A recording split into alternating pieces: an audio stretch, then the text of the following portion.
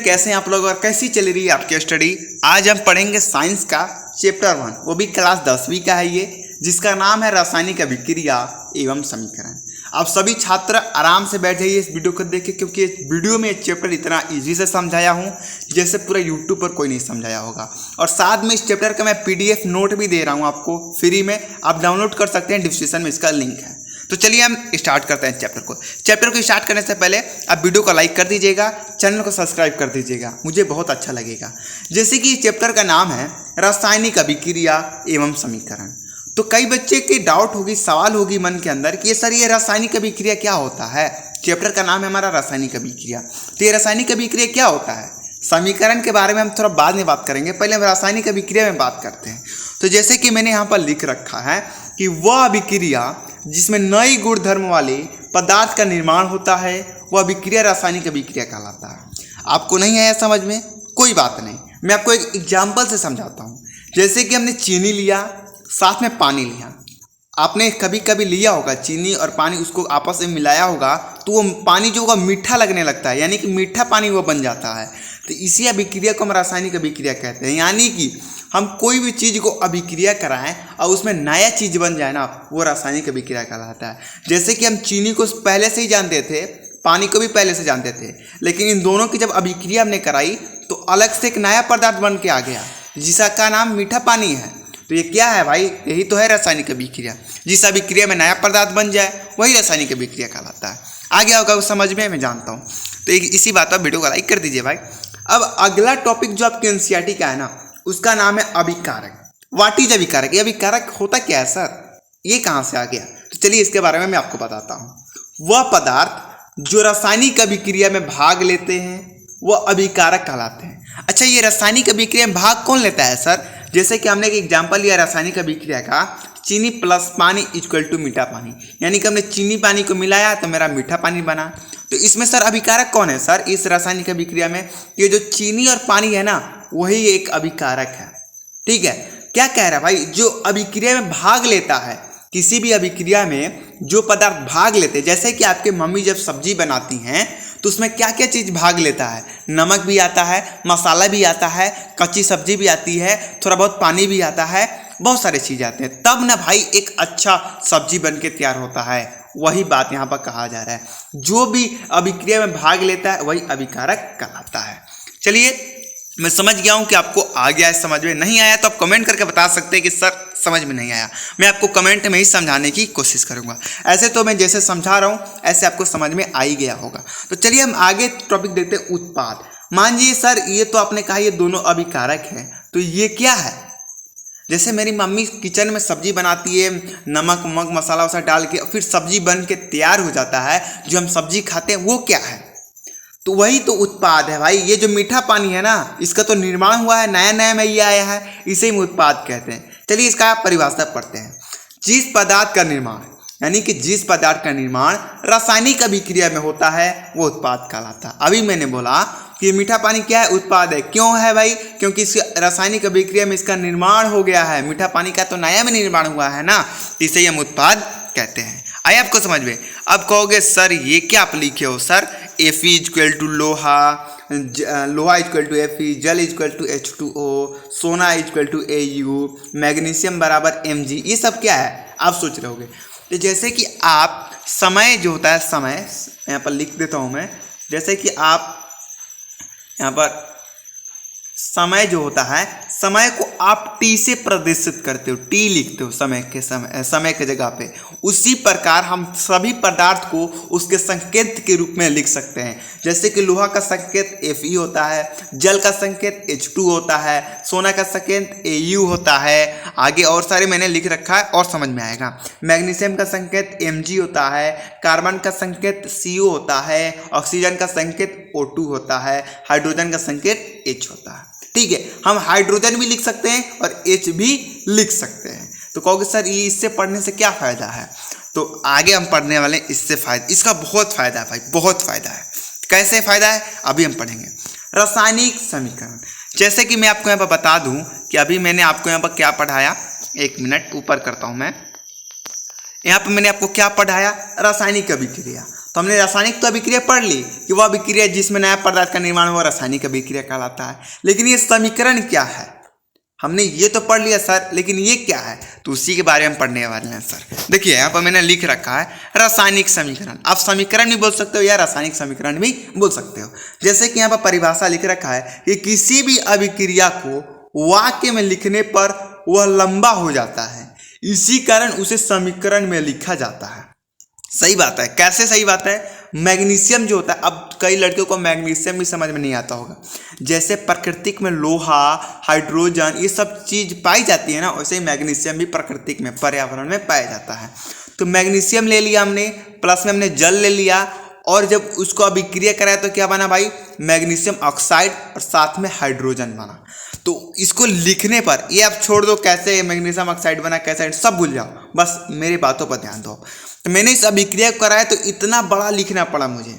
अगर इसको हम समीकरण में लिखेंगे ना तो इतना छोटा लिखा है। देख रहे हो Mg से क्या होता है? अभी मैंने बताया कि मैग्नीशियम का संकेत Mg होता है, जल का संकेत H2 होता है, मैग्नीशियम ऑक्साइड का संकेत Mg होता है और हाइड्रोजन का संकेत H होता है। तो कहोगे सर ये जिंदगी, मतलब जिंदगी बोल रहा हूँ मैं, ये दुनिया में जितने पदार्थ हैं सबका संकेत होता है क्या? हाँ, सबका होता है।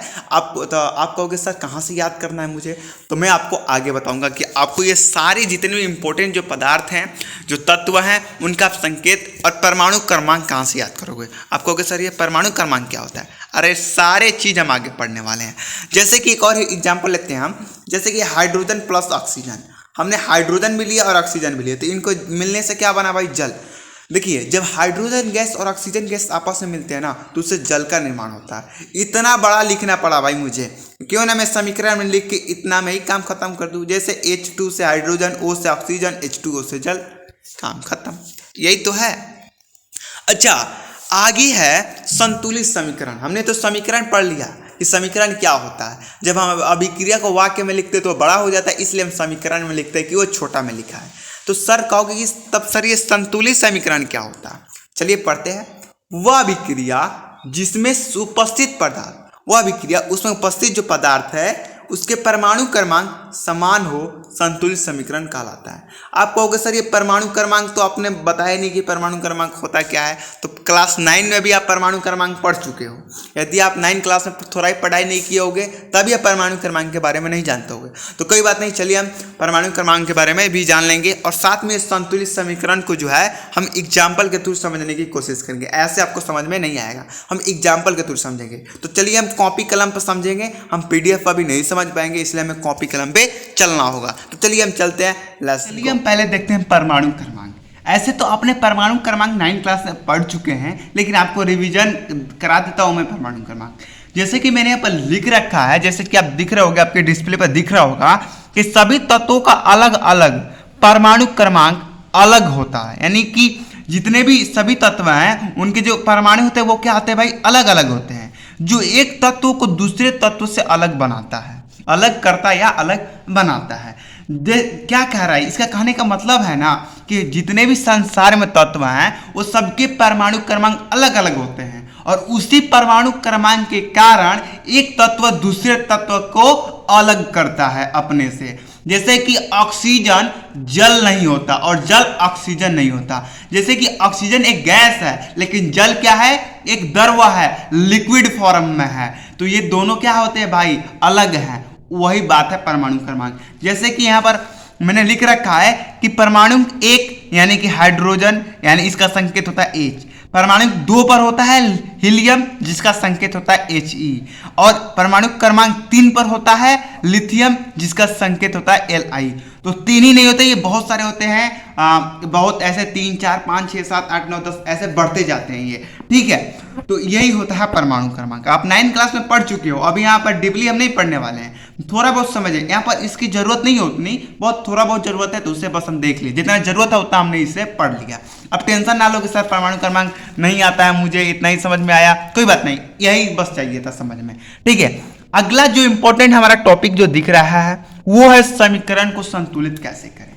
ये जो टॉपिक है ना इतना इंपॉर्टेंट है, इतना इंपॉर्टेंट कि आपके बोर्ड एग्जाम में 100% मैं गारंटी देता हूं कि आपको बोर्ड एग्जाम में एक ना एक इससे क्वेश्चन जरूर आता है। तो इसे तो आप ध्यान से ही पढ़ना भाई, तो चलिए हम आपको समझाते हैं कि समीकरण को संतुलित कैसे करते हैं। देखिए पहले तो आप भूल जाइए आप क्या क्या पढ़े हो, जितना भी इससे पहले कुछ पढ़े हो सब भूल जाइए। सबसे पहले फोकस यहीं पर डालिए क्योंकि एग्जाम का बात है। ऐसे आपको समीकरण दे दिया जाएगा और बोला जाएगा कि इस समीकरण को आप क्या कीजिए कि संतुलित कीजिए। तो आपको संतुलित कैसे करना है, तो सबसे पहले अपने तत्वों को लिख देना है, यानी कि इस तरफ क्या है और इस तरफ क्या है। इस तरफ के तत्वों को हम क्या बोलते हैं भाई, अभिकारक बोलते हैं। मैंने अभी आपको पढ़ाया था पीडीएफ पर कि इसके क्या बोलते हैं, अभिकारक बोलते हैं। और जिसका निर्माण होता है उसे क्या बोलते हैं हम, उत्पाद बोलते हैं। तो ये क्या है भाई, उत्पाद है और ये क्या है, अभिकारक है। तो हम पहले को अभिकारक की तरफ लिखेंगे, उत्पाद को इस तरफ लिखेंगे। अभिकारक में क्या है, Fe है। Fe से क्या होता है भाई, लोहा होता है, ठीक है। H है, फिर O है, ये दोनों एक में है। यहाँ पर एक में है ना भाई, तो ये दोनों क्या है, एक में है। और ये क्या है, अकेले है, तो इसको ऐसे कर देते हैं। Fe कितना है भाई, एक है। यहाँ पर एक ही है ना Fe, तो यहाँ पर एक रखने। H कितना है भाई, तो यहाँ पर दो है।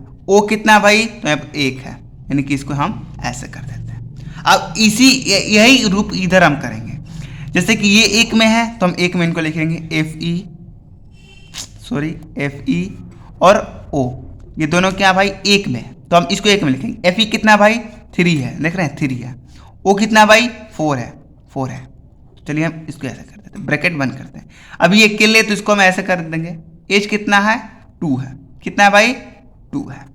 अब हमने ये काम करने के बाद अब हमें कंपेयर करना है, इधर जितना है क्या उधर भी इतना है। अगर नहीं है तो उसको हम समान करेंगे। कैसे, इधर Fe 1 है लेकिन Fe इधर कितना है, 3 है, तो हमको इधर 3 लाना है। कैसे लाएंगे, जब हम 3 से 1 में गुणा करेंगे तो इधर क्या हो जाएगा, Fe3 हो जाएगा ना, 3Fe हो जाएगा।